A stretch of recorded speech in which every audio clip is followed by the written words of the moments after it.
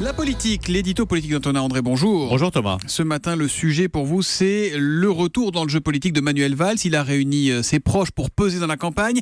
Il met clairement la pression sur Benoît Hamon. Voilà donc une division de plus dans le camp de la gauche qui n'avait vraiment pas besoin de ça. Oui, on assiste un peu à l'organisation méthodique et implacable d'un suicide collectif. Tout cela sous les yeux d'un peuple de gauche sorti fracassé du quinquennat de François Hollande et qui, plein d'illusions, a cru un court instant en ses chances, avec raison. François Hollande qui s'efface, la primaire honorablement organisée qui désigne un candidat authentiquement de gauche, Benoît Hamon, et puis dans le même temps, les circonstances, le candidat de la droite, Fillon, est fauché en pleine dynamique par l'affaire des emplois présumés fictifs de son épouse et de ses enfants.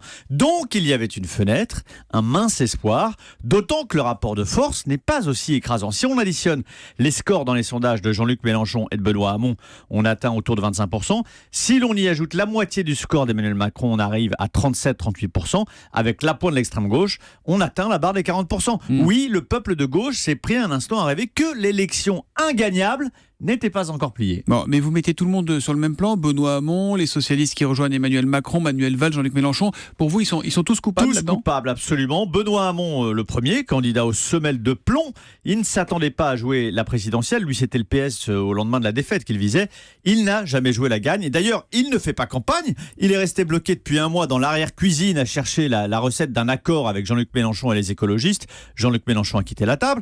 Jean-Luc Mélenchon, lui, coupable également. En 92, il évoquait à l'occasion d'une défaite électorale la faute morale d'une gauche majoritaire mais divisée qui faisait gagner la droite. Eh bien, il accomplit précisément ce qu'il dénonçait il y a 25 ans.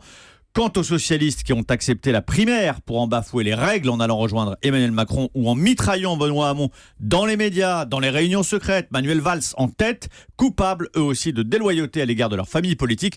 Autant d'éminentes personnalités qui ont décidé d'écrire à l'occasion de cette présidentielle l'histoire de la gauche la plus bête du monde. Et on verra ce qu'en dira Najat Vallaud-Belkacem qui sera tout à l'heure à 8h15. Elle était présente hier au déjeuner autour de Manuel Valls. Autour de Manuel Valls. Donc elle sera l'invité de l'interview politique de Fabien Amias sur Europe 1. Merci beaucoup Antonin.